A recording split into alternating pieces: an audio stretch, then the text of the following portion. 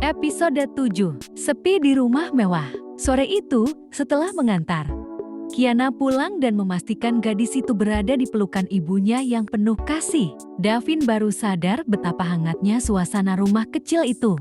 Hangat dan hidup, sesuatu yang tidak pernah ia miliki. Bahkan saat sakit mamanya tidak pernah merawat atau menemaninya sendiri. Selalu para pelayan yang ada di sekitarnya.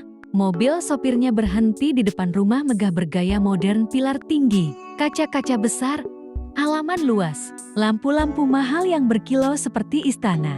Tapi bagi Davin, semua itu hanya tempat singgah, bukan tempat pulang. Begitu turun dari mobil, deretan pelayan membungkuk menyambutnya. "Selamat malam, Tuan Muda Davin. Apakah Tuan ingin makan malam? Air hangat sudah kami siapkan. Atau mungkin membutuhkan sesuatu yang lain, Tuan Muda?" Davin mengangguk kecil, memaksa tersenyum, namun suaranya datar.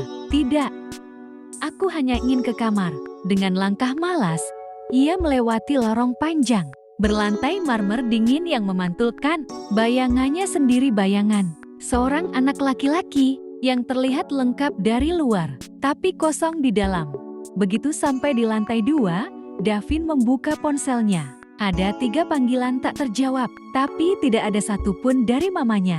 Ia menatap layar itu lama sekali. Akhirnya ia menghubungi mamanya sendiri. Nada sambung berdering. 1 kali, 2 kali, 3 kali. Tidak diangkat. Davin menunduk. Helaan napas panjang lolos dari bibirnya. Ia mencoba lagi. Nada sambung berdering. Tetap tidak dijawab. Ia tahu mamanya sibuk. Seorang CEO besar, pemimpin perusahaan raksasa, wanita yang selalu tampil sempurna di televisi, rapat, konferensi, bisnis luar negeri. Tapi apakah sesibuk itu sampai sulit menjawab telepon anaknya sendiri?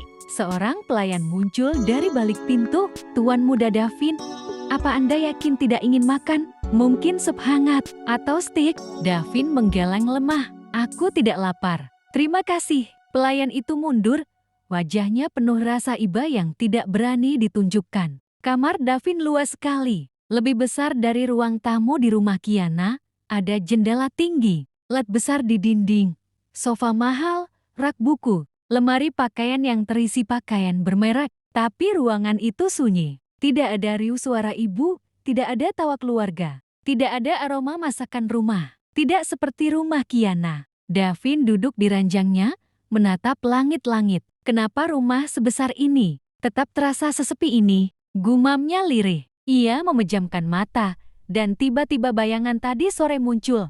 Kiana yang pucat, tapi tetap memaksa tersenyum. Kaya yang merawat anaknya dengan penuh kelembutan. Rumah kecil mereka yang sederhana, tapi terasa sangat hidup. Untuk pertama kalinya Davin merasakan iri pada seseorang bukan karena kekayaan, tapi karena kasih sayang. Ia bangkit, meraih ponselnya lagi, dan menelpon seseorang yang selalu menjawab tanpa ragu. Kakeknya. "Halo, Vin, kamu kenapa menelpon malam-malam begini? Apa mamamu belum pulang juga?" Suara sang kakek hangat, lembut, penuh perhatian. Davin menahan napas. Ada getaran kecil di suaranya. "Ya, Opa.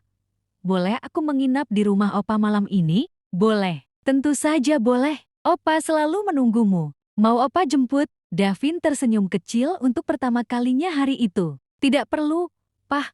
Aku ke sana sendiri." "Baik. Opa akan siapkan makanan kesukaanmu." Davin memejamkan mata lagi. Ada kehangatan yang menetes pelan di dadanya. Kakeknya, satu-satunya keluarga yang benar-benar menganggapnya penting. Ia tidak tahu jika tidak ada sosok sang kakek mungkin hidupnya tidak akan baik-baik saja. Broken home, kurang kasih sayang orang tua. Tentu itu adalah hal yang membuatnya frustasi. Tapi kasih sayang kakeknya selalu menahannya untuk berbuat hal yang nakal. Ia berdiri, menghela nafas panjang. "Ya, malam ini aku akan menginap di rumah kakek. Setidaknya di sana ada yang menyambutku." Ia mengambil jaketnya, memanggil supir, lalu meninggalkan rumah besar yang dingin itu. Rumah yang tak pernah terasa seperti rumah.